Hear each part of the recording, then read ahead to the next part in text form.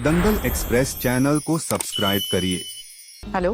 अरे मैं गेट के बाहर से निकला हूँ, वहाँ तो कोई बोरी नहीं रखी हुई थी। क्या? ऐसे कैसे हो सकता है? मैं देखती हूँ। हाँ जल्दी देखो जाकर।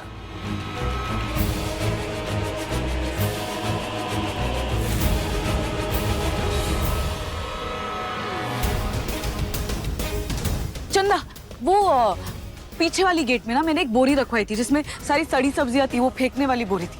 कहाँ है वो? मुझे नहीं पता मैडम, मैंने तो नहीं देखा। पर हाँ, आज राशन का बहुत सारा सामान और सब्जी आई थी, तो शायद उसके साथ कोई घर में लेके चला गया होगा। मैं मार्केट जा रही हूँ। क्या?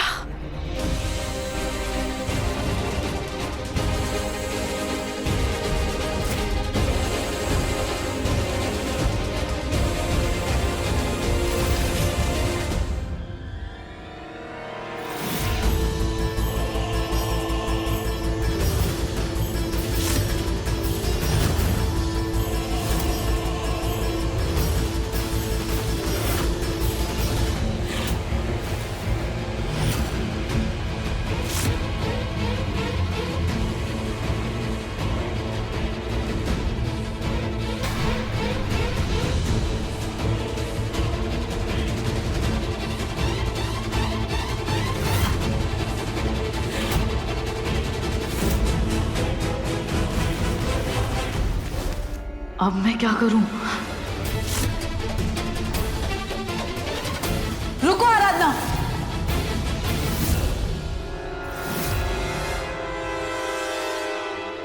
क्या हुआ देविका जी? वो राशन का सामान आया है ना, और सारा सामान आया कि नहीं वो तो देखना पड़ेगा, क्योंकि हमें रात के खाने की भी तैयारी करनी है।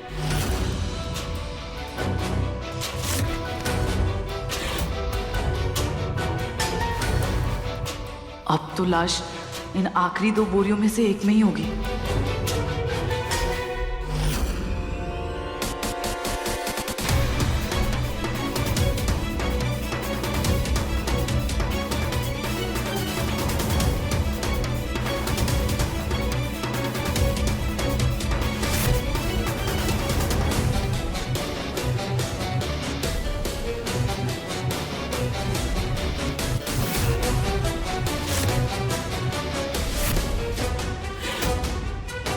लाश पक्का इसी बोरी में है। पर तुम ये सब क्यों कर रही हो?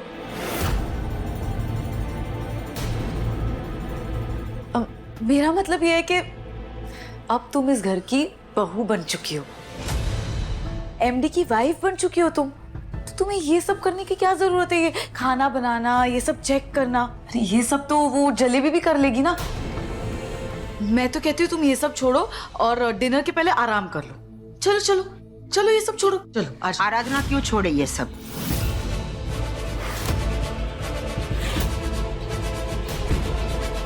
ये एमडी की बीवी है, मतलब इस घर की बड़ी बहू है, और बड़ी बहू होने के नाते ये उसका फर्ज भी है और जिम्मेदारी भी। आराधना, तुमसे पहले दामिनी भी ये सब कुछ किया करती थी। हम भी तुमसे यही उम्मीद करते हैं आज के बाद। वैसे इतने दिनों में जो नहीं हुआ वो आज अचानक कैसे हो गया? हमारा मतलब है कि तुम आज किचन में क्या कर रही हो? वो मैं ऐसा फील कर रही थी कि ये कितना काम करती है आराधना, तो मैंने सोचा कि मैं उसकी हेल्प कर देती हूँ ना। अच्छा, तुम आराधना की इतनी परवाह कब से करने लगी? याद है ना देविका, ये वही आराधना है जिसने तुम्हारी बड़ी बहन दामिनी को मारा था। याद है ना? हाँ वो, पर ये तो हमेशा ऐसे ही बोलती है ना कि इसने कुछ भी नहीं किया है, तो इसीलिए मैं तो बस इंसानियत के नाते बोल रही थी। तुम करो चेक।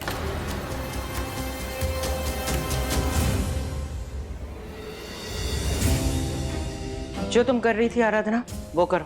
मेनका दीदी,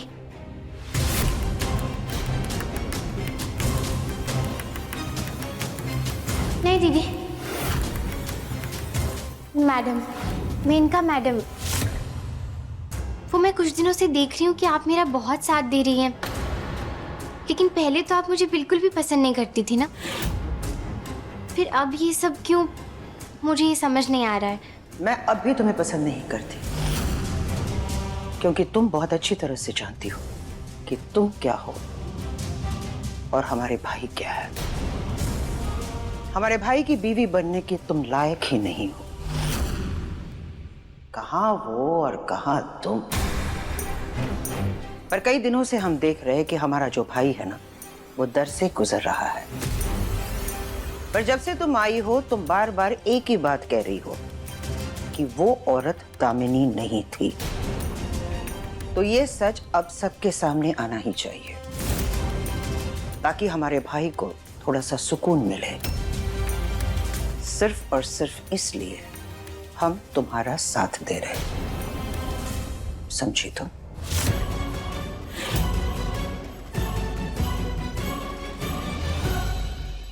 जैसे ही मुझे वो नकली डॉक्टर मिल जाएगा, मैं मेनका दीदी से बात करूंगी।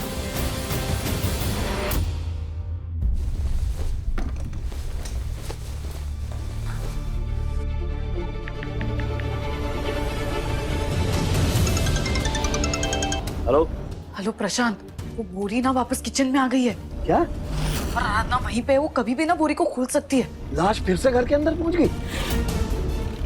हाँ, और इस बार मेरी गलती भी नहीं है, मैंने कुछ नहीं किया है। अरे तुम्हारी गलती ये है कि सारा बखेड़ा तुम्हारा खड़ा किया हुआ है। मैंने कल रात ही तुमसे कहा था कि अब मैं तुम्हारी कोई मदद नहीं करूंगा।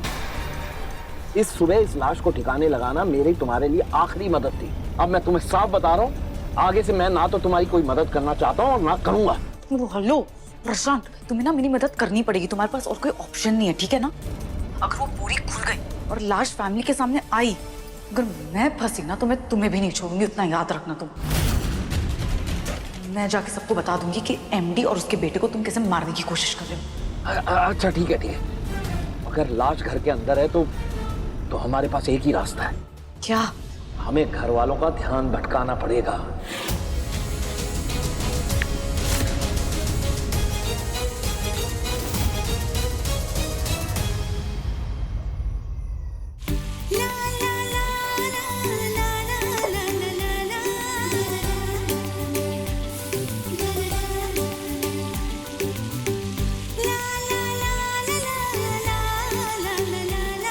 इसमें मटर डालना तो भूल ही गई मैं।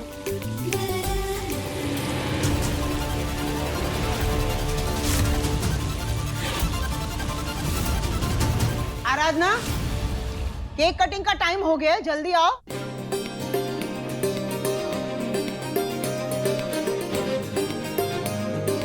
हैप्पी बर्थडे बेटा। थैंक यू ताऊ जी। ये आपके लिए। Thank you.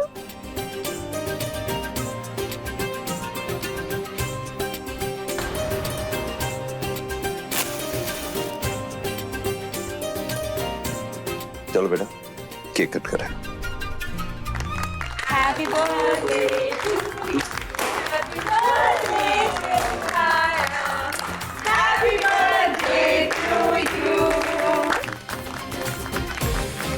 Dear Kaya, happy birthday to you.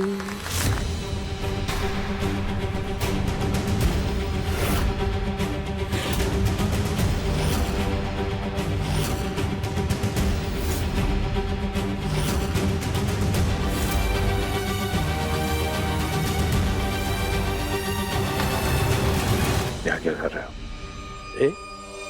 Kishan की बेटी का बर्थडे है, उसे विश करने आया। काया को तुम्हारी विशेष की कोई जरूरत नहीं है, चल जाना से। ऐसे कैसे नहीं?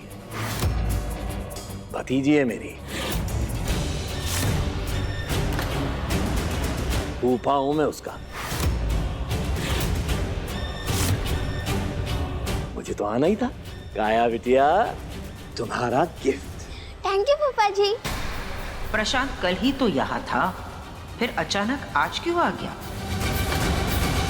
फूफा जी, आज ताई जी ने ना मुंबई स्टाइल पाव भाजी बनाया है, आप जरूर खा के जाना, बहुत टेस्टी है। हाँ बेटा, मैंने तो आपकी ताई जी के हाथ के खाने की बहुत तारीफ सुनी है। भाभी जी, भाभी जी, भाभी जी, आखिर इंतजार खत्म हुआ और हमें आपके हाथों का वो स्वादिष्ट सा खाना खाने का मौका मिल ही गया।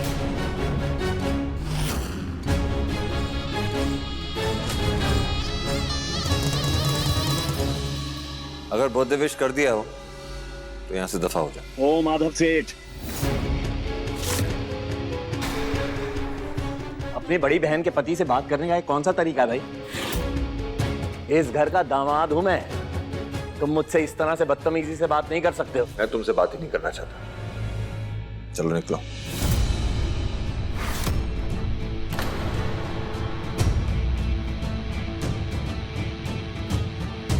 बेइज्जती क्या चीज जानना चाहोगे?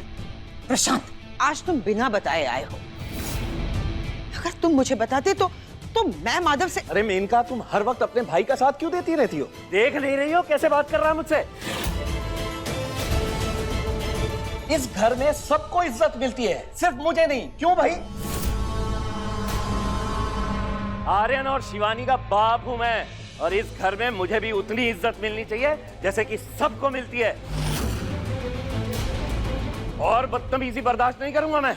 आज तो इतना शुभ दिन है, काया बेटी का जन्मदिन है, घर आए मेहमान को पानी तो पूछ नहीं रहे, उसके साथ ऐसा व्यवहार कर रहे हैं। बस प्रशांत, बस। इस घर में मेरी बहन के साथ मेरे सामने तुम इस तरह बात नहीं करोगे, ये मैं बर्दाश्त नहीं करूंगा प्रशांत। तुम्हारा गुस्सा मुझसे है तो तुम मुझसे बात करोगे। हमारी दुश्मनी है ना, हमारी दुश्मनी का गुस्सा तुम उन पे क्यों निकाल रहे हो?